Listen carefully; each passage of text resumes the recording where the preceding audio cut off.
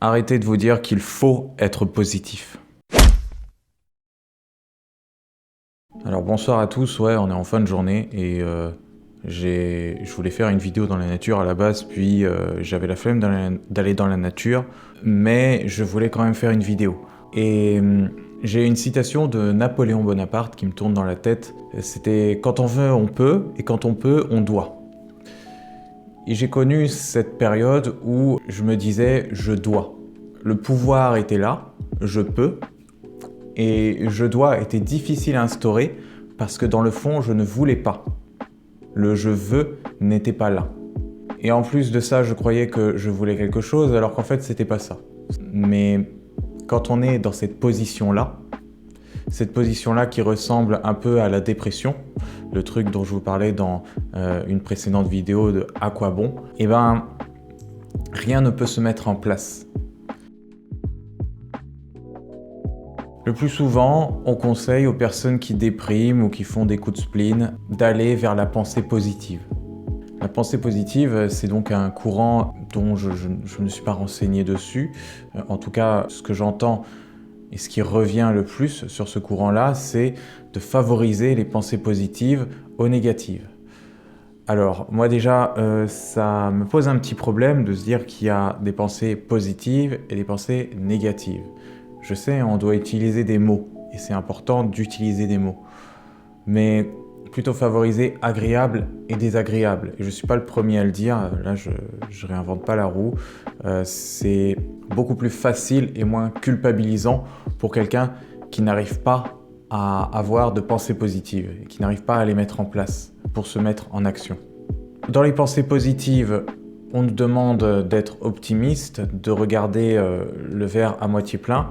Et j'ai des consultants qui sont dans le truc de « pourtant ma vie va bien, je sais pas pourquoi, et pourtant je déprime » ou alors « et pourtant je manque de confiance en moi, pourtant je suis anxieux ». Comme s'il y avait besoin d'avoir une raison pour être anxieux, pour ressentir un mal-être. Notre société a tout mis dans le mental. Donc pour aller dans un modèle de réussite, eh bien mieux vaut penser positivement. Mais la plupart des leaders, des personnes qu'on estime grandes aujourd'hui, avec notre regard un petit peu encensant, je ne sais pas si ça existe comme mot, nous fait écarter tout ce que ces personnes-là ont traversé. C'est-à-dire, si c'est l'une de ces personnes qui sont un petit peu montrées comme des exemples aujourd'hui, a eu une période d'adolescent boutonneux, qu'il avait du succès avec personne, qu'il était seul, qu'il a déprimé dans sa chambre de nombreuses fois, que ses journées ne ressemblaient à pas grand-chose à part juste les jeux vidéo et qu'il se levait à n'importe quelle heure, tout ça, ça va pas être intéressant. Nous, dans cette société, on a décidé de se vendre du rêve à nous-mêmes, à tout le monde, de se bercer d'illusions, du côté, seulement voir le côté, le verre à moitié plein. Donc la pensée positive, d'une certaine façon, on le fait déjà. Et on n'arrête pas de le faire. Et ce qui est paradoxal, c'est que quand vous voyez les nouvelles à la télé, les informations, c'est plus de la pensée négative, entre guillemets. En tout cas, que des choses désagréables. Ce qui fait que c'est très contradictoire de nous demander de réussir dans une société où on nous montre que tout va mal. Il y a une logique du héros. Le « waouh, si j'arrive à me sentir bien dans cette société, je suis un putain de héros. Et je vais arriver en haut des échelons, plus rien ne pourra m'atteindre, je serai invincible. » Invincible. Mais vous voyez pas un peu le truc, le problème là-dedans, c'est que l'humain n'est pas fait pour être invincible. Il est fait pour être fort et vulnérable. Bon, vous allez me dire invulnérable et vulnérable pour les deux opposés. Mais du coup, quelqu'un d'invulnérable qui est aussi vulnérable, ce n'est pas quelqu'un d'invulnérable. C'est les deux. Donc en fait, c'est juste un humain. Et nous, en tant qu'humains, on ne peut pas être tout le temps dans la pensée positive parce qu'il y a des moments où on va se sentir vulnérable. Vulnérable dans le sens, comme une merde, allons-y, utilisons les mots. J'ai traversé également le fait d'ouvrir les yeux le matin et se dire j'ai pas grand chose à faire aujourd'hui, il n'y a pas vraiment de sens à tout ça de toute façon, terrible, oui, je devrais, je pourrais faire ceci ou cela selon ma condition physique, mais je le fais pas.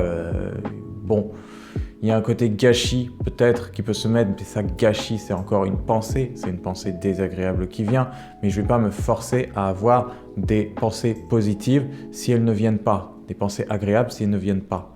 Donc, que faire quand on voit que la pensée positive n'est pas la clé? Eh bien, considérez ce qui se passe là, maintenant, en nous, simplement. Nous accepter tels que nous sommes à l'instant T. Et j'imagine que la plupart, ou en tout cas une partie des coachs aujourd'hui en pensée positive doivent nuancer leurs propos par rapport à il y a 10 ans. Où il y a 10 ans, c'était un peu le coaching pensée positive, ça ressemblait à du truc d'entreprise pour dire allez, on est fort, on va tenir la cadence, on va être productif, on va faire du chiffre d'affaires, allez, c'est pas grave les coups de mou, allez. Mais vous vous rendez compte de la violence un petit peu? C'est un petit peu comme se fouetter, voilà, et puis se dire allez, on pousse, c'est fatigué, on pousse encore, on va encore plus loin. Le mental peut se booster, j'aime pas du tout ce mot booster son mental, comme s'il y avait une performance. Et la performance, ça épuise. C'est des choses qui nous donnent une satisfaction sur le court terme. Vous allez utiliser la pensée positive, peut-être qu'elle marchera sur le court terme, et après, vous serez dans le « et maintenant ». Et maintenant que j'ai utilisé la pensée positive, qu'est-ce qui se passe? Alors pas pour tous. Encore une fois, il y a le fait de faire les choses avec le cœur. Quand c'est avec le cœur, ça veut dire que vous jouez. Les coachs qui sont dans la pensée positive et à qui ça réussit tous les jours, je pense en tout cas qu'ils sont dans le cœur, qu'ils aiment vraiment faire ça, qu'ils incarnent ce truc-là. C'est un jeu pour eux. C'est même pas grave s'il y a une pensée qu'ils considèrent comme négative, ils arrivent à la balayer d'un revers de pensée facilement parce qu'ils ont décidé de jouer au jeu de la positivité.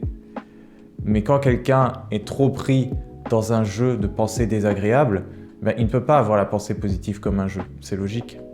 Donc c'est un peu pour ça qu'est fait cette vidéo, c'est pour relativiser ce truc de pensée positive, de déculpabiliser.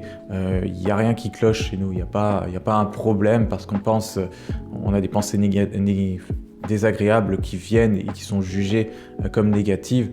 C'est plutôt le jugement qui est le problème.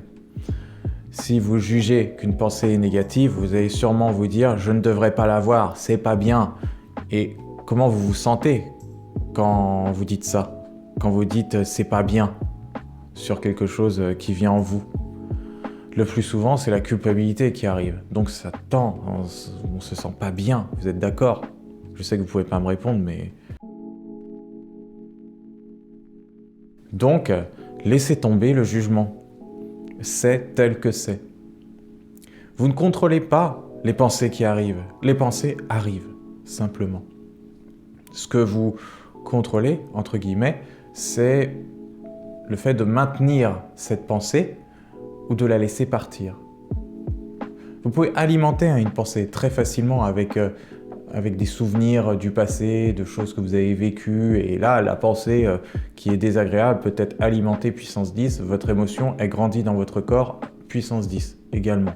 Donc ce qui fait que vous êtes identifié complètement. Vous allez allez être comme la tête dans l'écran. Vous allez croire que le film que vous visionnez dans votre tête, il est vrai, qu'il vous définit, alors que pas du tout. Pas du tout. Là, vous êtes juste dedans. Si vous ne prêtez pas attention au jugement, prêtez pas attention, ça ne veut pas dire dénier le jugement.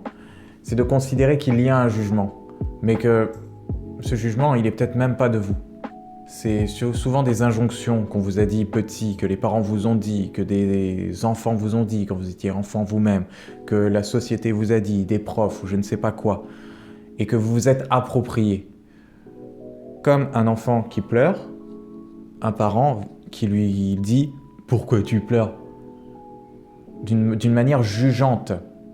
Donc forcément, l'enfant, lui, il va comprendre « Ah, ça plaît pas à maman ou à papa que je sois triste, que je pleure, donc maintenant, je vais ravaler mon émotion et montrer un visage joyeux tout le temps à mes parents pour qu'ils m'aiment. » Et c'est reproduit dans la société par la suite. Ah, il faut que je sois positif parce qu'on m'aimera plus, hein, parce que les gens viendront vers moi, ils verront que je rayonne. Ah, allez, venez. Ouais, mais là, il y a une peur. Il y a un côté où c'est fondé sur je ne suis pas aimé si je me sens mal.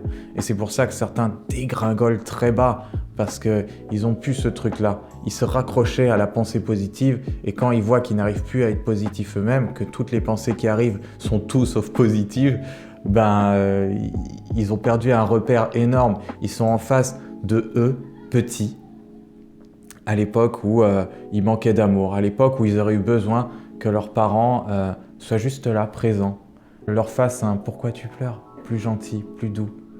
Ça va? Et puis s'il n'y a pas de réponse, c'est pas grave, qu'ils restent présents, simplement. Alors oui, on n'a pas tous eu ce genre de parents, et bien sûr, les parents font de leur mieux. Et c'est pas de la faute seulement des parents, c'est toujours un équilibre, c'est du 50-50. Il y a la personne qui émet l'information et l'autre qui l'interprète. Mais chacun fait de son mieux. Autant dans l'émission que dans l'interprétation. Chacun fait avec ce qu'il peut, avec ce qu'il a en lui. Donc, ne vous culpabilisez pas d'avoir des coups de mou, de vous sentir anxieux, triste, irrité ou je ne sais quelle autre sensation ou émotion. Voyez-la comme ok, peut-être désagréable et encore, c'est lui mettre une étiquette. Vous n'avez pas besoin de lui mettre une étiquette, c'est simplement. Cette émotion est là, elle est ressentie de telle façon dans le corps, c'est là. Et il n'y a pas d'interprétation à mettre. Restez avec, recueillez-vous avec. Parce que c'est juste la partie vulnérable de vous qui, enfant, demande ce qui lui a manqué à cette époque.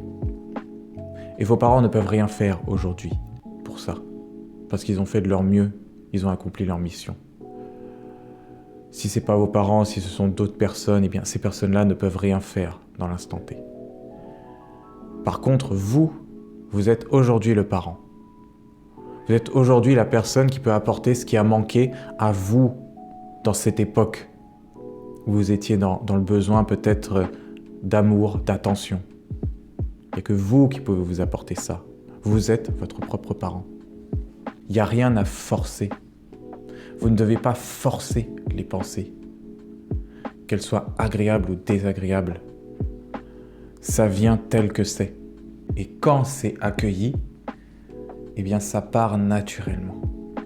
Ce n'est pas une stratégie, parce que ça n'empêchera jamais le fait que il y a d'abord à revenir sur ce qui se passe à l'intérieur, plutôt qu'à l'interpréter. Revenez dans le corps, dans le cœur, dans les émotions, plutôt que là-haut. Là-haut, ce ne sont que des histoires qui sont racontées. Comme si vous étiez ce truc-là, alors je vais terminer là-dessus parce que la vidéo va être longue sinon. Il y a des physiciens quantiques qui ont émis l'hypothèse que toutes nos pensées notre conscience ne vient pas du cerveau, elle n'est pas produite par le cerveau. Que notre cerveau est en fait juste une antenne qui capte une fréquence, comme les radios par exemple. On a une antenne qui capte plusieurs radios et que notre vécu détermine la radio à laquelle on va se connecter. Donc vous êtes d'accord que ce n'est pas nous qui choisissons entièrement la radio à laquelle on se connecte. C'est toutes les circonstances passées qui font qu'on va se brancher plus facilement à une radio qu'à une autre. Et quand vous avez cette conscience-là, eh bien, vous pouvez considérer que ce qui est dit sur cette radio n'est pas forcément vous. Ça peut être en partie vous, mais c'est pas que vous. Donc, il y a un recul qui est déjà fait là-dessus. Ce qui fait que vous allez choisir votre radio progressivement. Ça ne veut pas dire que vous allez refuser cette radio et vous dire « Ah, je me tire, il faut que je me force » parce que là, on se reforce encore à aller dans la pensée positive, à se capter sur radio positive ou radio bonheur, alors qu'en fait, il n'y a pas à ça à faire. Il y a juste à observer « Tiens, c'est ça qui est raconté sur cette fréquence-là que j'ai.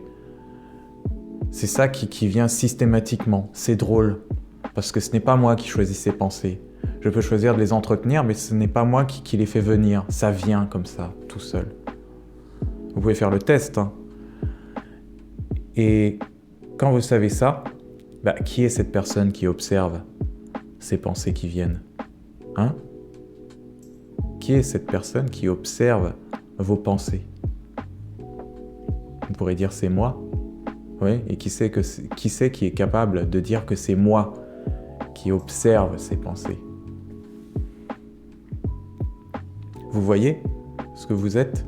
Vous êtes bien plus vaste que vos pensées. Les pensées, c'est un petit écrin, un petit trou, un petit peu comme ce corps physique qui est juste une partie infime de ce que nous sommes. Notre âme a été mise dans ce petit corps fragile ou fort, avec une densité, une matière, alors que on n'a pas idée de ce qui se fait derrière, de ce qui est choisi pour nous, de ce qui vient à nous, comme ça. Bon, j'approfondirai peut-être un peu plus le sujet dans une prochaine vidéo. En tout cas, j'espère que celle-ci vous a plu. Et si c'est le cas, le blabla habituel, mettez un like, partagez, abonnez-vous. J'ai également plaisir à lire vos commentaires si vous avez des questions ou que vous vivez une expérience similaire. Voilà, je serai très content de vous lire. Je vous remercie et à bientôt.